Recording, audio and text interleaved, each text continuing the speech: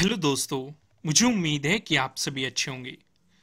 दोस्तों, आज मैं डिस्कशन करने वाला हूं लॉजिक के बारे में कि जो फ्राइडे की ट्रेडिंग थी उसके पीछे क्या लॉजिक था, कब बाई करना था, क्यों बाई करना था, कब सेलिंग करना था, क्यों सेलिंग करना था और क्या सेटअप था। मैं डिटेल में डिस्कस करने वाला हूं, अपना एक्सपीरियंस आपके साथ डिस्कस करने वाला हूं।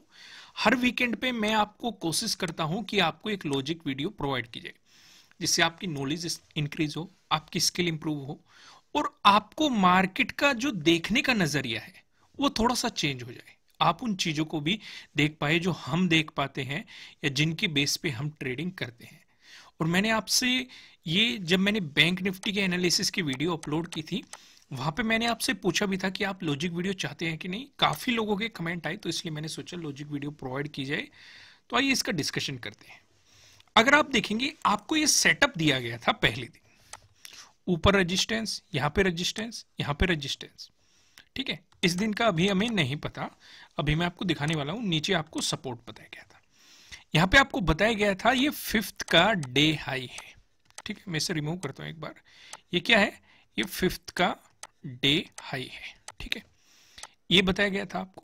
ये 10th का डे हाई है।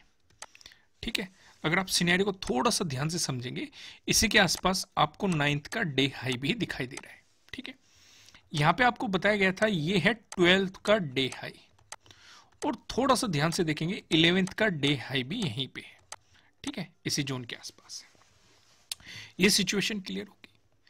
अब यहां पे हमें क्या देखना था कि क्लोजिंग हमारी 12th की यहां पे हुई है, 12th की डे क्लोजिंग। अगर इससे ऊपर मार्केट निकलता है तो हम बाइंग पोजीशन बना सकते थे। कहां तक की? 12th के डे हाई तक। लेकिन मैंने आपको बताया था कि आपको बाइंग को अवॉइड करना है। क्यों अवॉइड करना है? एक और रेजिस्टेंस लाइन है हमारे लिए। या तो मार्केट 12th की डे क्लोजिंग से ऊपर जाए और साथ ही साथ इसका भी ब्रेकआउट दे, तभी हम बाइंग के बारे में सोचेंगे, नहीं तो हम नहीं सोचेंगे। लेकिन मार्केट ने क्या किया देखो, यही ट्रैप होते हैं और इन्हीं ट्रैप से हमें बचना होता है।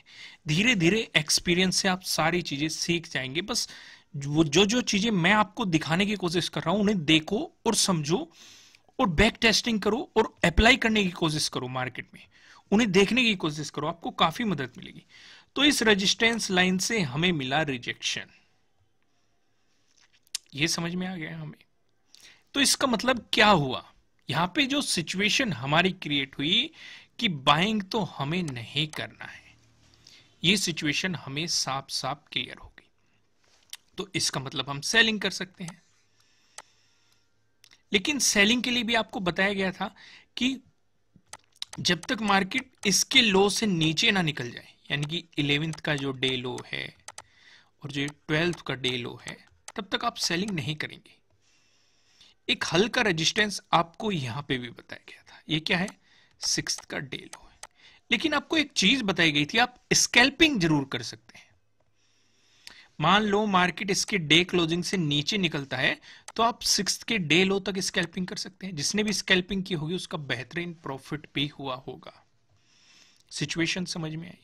तो यानी कि हमारी यहां पे एक ही ट्रेड बन रही थी। क्या ट्रेड बन रही थी? अगर मार्केट 12th के डे क्लोज से नीचे चलता है तो हम एक स्कैल्पिंग कर सकते हैं। हमारा पहला टारगेट हो सकता है 6th का डे लो। अगर उससे भी नीचे मार्केट निकलता है तो फिर यहां पे 11th और 12th के डे लो। अगर 11th और 12th के डे लो से मार्केट नीचे निकलता तब हम बड़ी सेलिंग कर सकते थे। तो यहां पे हमें सिर्फ एक ही अपॉर्चुनिटी थी, बहुत ही छोटी अपॉर्चुनिटी थी। बाकी फिर मार्केट ने बाद में अपॉर्चुनिटी दी। क्या अपॉर्चुनिटी दी? मार्केट ने सपोर्ट लिया। कहां पे सपोर्ट लिया? 6th के डे लो पे मार्केट ने सपोर्ट लिया और यहां पे एक रेंज क्रिएट करी। और मैंने आपको बताया हुआ है कि जब जब मार्केट एक रेंज में जाएगा, हमारे जो चार पैटर्न है, ट्रायंगल वाला पैटर्न, ट्रेंड लाइन से मिलके बना हुआ पैटर्न और एक पैरेलल वाला पैटर्न, चारों पैटर्न्स में से आपको कोई सा ना कोई सा पैटर्न मार्केट में दिखाई देने की प्रोबेबिलिटी बढ़ जाएगी। यहां पे कौन सा पैटर्न दिखाई दे रहा है? ये वाला आपको पैटर्न दिखाई दे रहा है। यहां पे देखो, तो बस हमें इस पे नजर रखनी थी। अगर इसका ब्रेकआउट मिलेगा, अगर इस पैटर्न का ब्रेकआउट मिलेगा तो बाइंग अपॉर्चुनिटी, ब्रेकडाउन मिलेगा सेलिंग अपॉर्चुनिटी। तो क्या हमें तुरंत बाई करना था या तुरंत सेल करना था? नहीं, क्योंकि मार्केट की सिचुएशन पे निर्भर करता है। कई बार ये पैटर्न आपको ऐसी जगह दिखाई देगा, मान लो आपको यहां पे पैटर्न दिखाई दे रहा है, मार्केट ऊपर जा रहा है, रेजिस्टेंस की तरह एक्ट कर रहा है, ये है प्रीवियस डे हाई।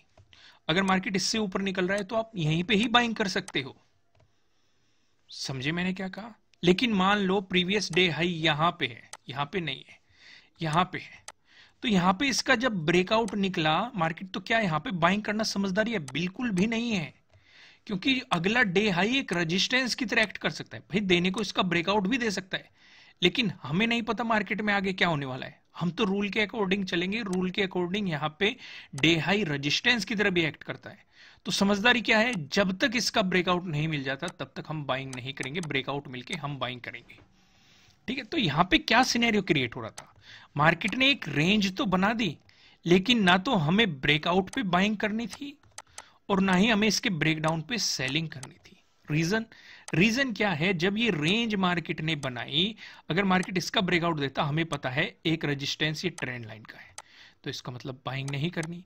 अगला रेजिस्टेंस जो मार्केट का 13 का ही जो डे हाई बन चुका है, वो एक रेजिस्टेंस है, तो इसका मतलब अगर क्या पता ये दोनों मिलके मार्केट को रिवर्स कर दे, और यहां पे मार्केट को इन्होंने रोक भी दिया था अगर आप ध्यान से देखेंगे।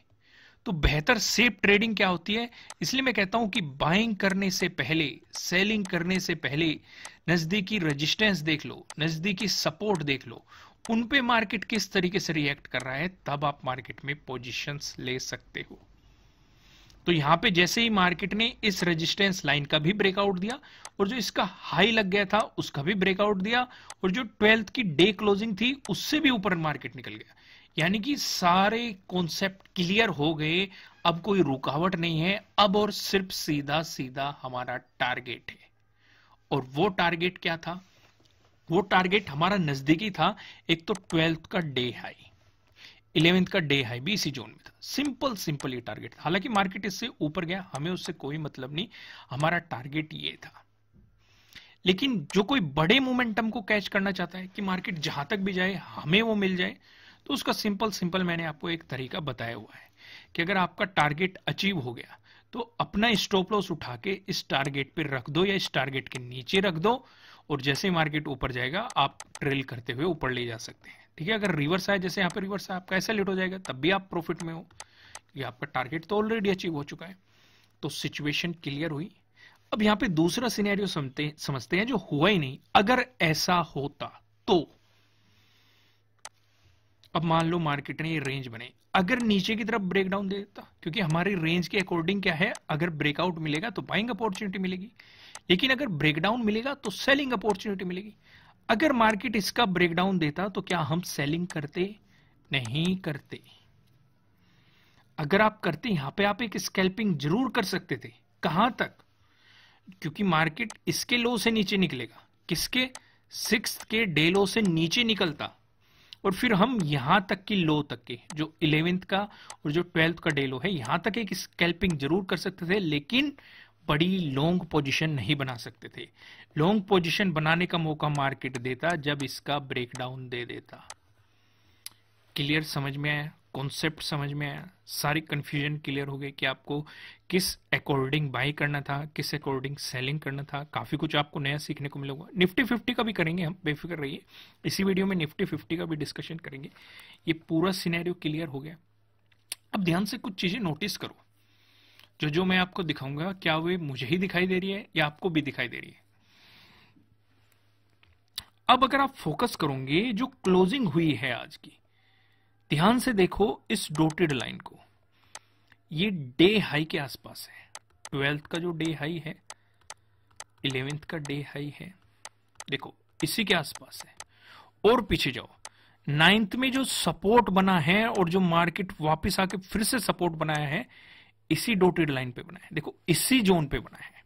और पीछे जाओ, 6th को अगर आप देखोगे, मार्केट ने इसी जोन पे रिजेक्शन लिया है, रेजिस्टेंस की तरह किया। और पीछे जाओ, 5th को देखो, जब मार्केट में गिरावट आई, एक इंपॉर्टेंट सपोर्ट यहीं पे बना है। क्या समझे भाई? यहां से हम ये समझे कि एक इंपॉर्टेंट हमारे लिए लेवल निकल के आ गया। इतने दिन को हमें रिजेक्शन भी देखने को मिल रहा है। आप देखो इसमें कितने दिन इन्वॉल्व है, 13 इन्वॉल्व है, क्योंकि डे क्लोजिंग यहां पे हुई है। 12 इन्वॉल्व है, 12 का डे हाई यहाँ पे है, 11 इन्वॉल्व है इसमें, 11 का डे हाई है। और पीछे जाओ 10th पे तो चलो इतना खास नहीं है, आपको एक रिजेक्शन देखने को मिला है। 9th इन्वॉल्व है, 9th को एक मजबूत सपोर्ट दिखाया है। 6th इन्वॉल्व है, एक मजबूत रेजिस्टेंस दिखाया है। 5th इन्वॉल्व है, इसी जोन पे मार्केट ने सपोर्ट लिया हुआ है। तो ये देखो कितनी बड़ी अपॉर्चुनिटी दे सकता है। अगर मार्केट इससे नीचे क्लोज करता है तो हमें एक बेहतरीन मोमेंटम नीचे की तरफ मिल सकता है, एक बेहतरीन सेलिंग अपॉर्चुनिटी हमें यहां पे मिल सकती है। समझ में आई सिचुएशन? हालांकि मैंने बैंक निफ्टी के एनालिसिस की वीडियो आपको प्रोवाइड कर दी है, आप उसे जाके देख सकते हैं। वहां पे हमने सारी चीजों का डिस्कशन किया है, डिटेल में डिस्कशन किया है, जिससे आपको समझने में कोई भी कंफ्यूजन ना रहे। सारी चीजों को हमने बारीकी से डिस्कस किया है। उसमें गैप अप ओपनिंग पे क्या करना है वो डिस्कशन किया गया है, गैप डाउन ओपनिंग पे क्या करना है वो डिस्कशन किया गया है, अगर फ्लैट ओपन होकर पॉजिटिव मोमेंटम दिखाता है तब क्या करना है वो डिस्कशन किया गया है, फ्लैट ओपन होकर नेगेटिव मोमेंटम दिखाता है वो भी डिस्कस किया गया है। सारी चीजें आपके लिए वहां पे डिस्कस की गई है। क्लियर है? यहां तक कोई कंफ्यूजन नहीं होना चाहिए। अब हम निफ्टी 50 पे भी एक बार नजर डाल लेते हैं। यहां पे भी आपको काफी चीजें हमने समझाई थी और इन चीजों को आप अच्छे तरीके से रिलेट भी कर पाएंगे। आइए इसे समझते हैं। निफ्टी 50 में भी आपको एक ट्रेंड लाइन दी गई थी जो कि रेजिस्टेंस की तरह एक्ट कर रही थी। क्या था? 10th का डे हाई था। और नीचे आओ, ये था एक रेजिस्टेंस, ये 12th का डे हाई था। ठीक है, और क्लोजिंग भी यहीं पे हो रही थी, 12th की डे क्लोजिंग भी यहीं पे थी। तो हमारा सिनेरियो क्रिएट हो रहा था, अगर डे क्लोजिंग से मार्केट ऊपर क्लोज होता है तो इस ट्रेंड लाइन का तो ब्रेकआउट हमें मिल ही जाएगा। तो उस सिचुएशन पे हम इस लेवल को देख सकते हैं, यानी कि 12th का जो डे हाई था, ये चीजें आपको समझाई गई थी कि हम इस लेवल को इजीली देख पाएंगे, ऐसा सिनेरियो बताया गया था। लेकिन मार्केट डे क्लोजिंग से नीचे चला गया तो देखो बेहतरीन सेलिंग अपॉर्चुनिटी मिली। और टारगेट क्या था हमारा? टारगेट पहला था 6th का डे लो। अगर आपने स्कैल्पिंग भी की होगी बहुत ही बेहतरीन पैसा बना होगा। हालांकि मार्केट उससे भी नीचे गया। फिर अगला टारगेट था हमारा 12th का डे लो। और देखो मार्केट ने दोनों ही टारगेट आपके अचीव करवाए हैं। इस जोन में भी मार्केट आपको जाता हुआ दिखाई दिया है। तो पहली तो सेलिंग अपॉर्चुनिटी आपको यहीं पे बन रही थी, एक अच्छी खासी स्कैल्पिंग आपको यहां पे दिखाई दे रही थी, काफी बेहतरीन प्रॉफिट भी आपको यहां पे दिखाई दे रहा था। सिचुएशन क्लियर है? दूसरी अपॉर्चुनिटी हमें कहां पे दिखाई दी? अब मार्केट यहां पे सपोर्ट लेके धीरे धीरे ऊपर आने लगा और इस ट्रेंड लाइन पे रेजिस्टेंस की तरह एक्ट करने लगा। यहां पे सिचुएशन दिखाई दे रही। अब हमारे पास क्या रास्ते थे? पहला रास्ता था कि अगर मार्केट इसी का ही ब्रेकडाउन देके नीचे चलता तो हमें सेलिंग अपॉर्चुनिटी और मिलती, हम दोबारा से एंट्री बना सकते थे क्योंकि 12th के डे लो का ब्रेकडाउन मिल जाता। लेकिन मार्केट ने ऐसा नहीं किया। हमारे लिए जरूरी था कि मार्केट इस ट्रेंड लाइन का ब्रेकआउट दे। यहां पे मार्केट ने इस ट्रेंड लाइन का ब्रेकआउट भी दे दिया। तो क्या हमें बाइंग कर लेनी चाहिए? नहीं, बिल्कुल भी नहीं करनी चाहिए। क्यों? क्योंकि हमारे सामने दो रुकावटें हैं ऊपर। एक तो जो 13 का जो ये हाई लग चुका था उस टाइम तक, हालांकि 13 का डे हाई आपको यहां पे 18,000 पे दिखाई दे रहा है, लेकिन जब मार्केट ऊपर जा रहा था तो ये भी तो रेजिस्टेंस की तरह एक्ट कर सकता था। अब तो पहली रुकावट ये थी, हमें इसका ब्रेकआउट चाहिए बाइंग करने के लिए। साथ ही साथ 12th की डे क्लोजिंग यहीं पे है, तो दो दो रेजिस्टेंस एक जगह बैठे थे। तो हमारे लिए जरूरी क्या था कि मार्केट इनका ब्रेकआउट दे, तभी हम बाइंग साइड जा सकते हैं। और उस सिचुएशन पे हमारा टारगेट क्या रहता? जो 12th का डे हाई है, ये हमारा पहला टारगेट बनता। अगर इसका मार्केट ब्रेकआउट देता, फिर 11th का जो डे हाई है, ये हमारा दूसरा टारगेट बनता। दोनों टारगेट आपको अचीव हुए हैं। पहले ही टारगेट पे फोकस करना था, क्योंकि अगर आप पहले ही टारगेट को फोकस करोगे तो आप ज्यादा प्रॉफिट बना पाओगे, क्योंकि आप तुरंत मार्केट से निकलोगे। क्योंकि कई बार ऐसा होता है आपको मतलब माइंड में इस तरह की चीजें क्रिएट नहीं होती कि पहला भी टारगेट का ब्रेकआउट हो जाएगा, दूसरा आ जाएगा, दूसरे का ब्रेकआउट हो जाएगा, तीसरा आ जाएगा। इस तरह की चीजें आपको माइंड में क्रिएट नहीं करनी चाहिए।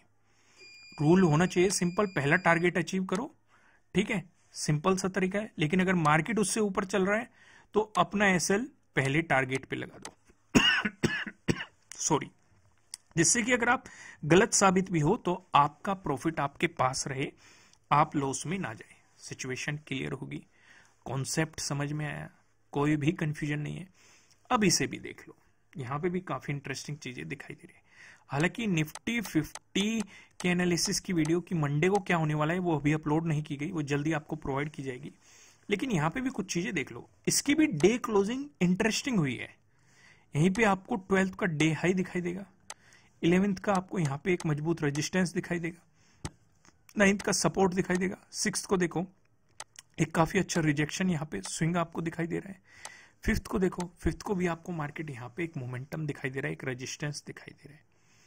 तो हर लेवल एक दूसरे से जुड़ा हुआ है, बस आपको उसे देखने की थोड़ी सी नजर चाहिए। उम्मीद है ये लॉजिक वाली वीडियो आपको पसंद आई होगी। अगर आप चाहते हैं कि हर वीकेंड पे आपको इस तरह की वीडियोस प्रोवाइड की जाए जिससे हमारा एक्सपीरियंस आपके काम आए, आपकी स्किल इंप्रूव हो, आपकी नॉलेज इंप्रूव हो, आपको मार्केट के देखने का नजरिया बदले, तो आप हमें कमेंट करके जरूर बताइएगा। और अगर आप इसी तरह का फ्री कंटेंट चाहते हैं तो नीचे डिस्क्रिप्शन में अपस्टॉक और जिरोधा का लिंक मिल जाएगा, उसमें आप अपना डीमेट अकाउंट ओपन कर सकते हैं, उसमें ट्रेडिंग कर सकते हैं। हम आपको इसी तरह का फ्री कंटेंट प्रोवाइड कराते रहेंगे जिससे आपकी नॉलेज इंक्रीज हो सकेगी। फिलहाल इस वीडियो में इतना ही। वीडियो को लाइक कीजिएगा, कमेंट करके बताइएगा कि आपको एनालिसिस कैसे लग रहा है, आपके लिए कितने हेल्पफुल है। नए हो चैनल पे सब्सक्राइब कर लो और बेल आइकन प्रेस कीजिएगा जिससे आपको आने वाली वीडियोस के नोटिफिकेशन मिल सकेंगे। फिलहाल इस वीडियो में इतना ही, फिर मिलेंगे किसी नेक्स्ट वीडियो में किसी अच्छे कंटेंट के साथ। Thank you.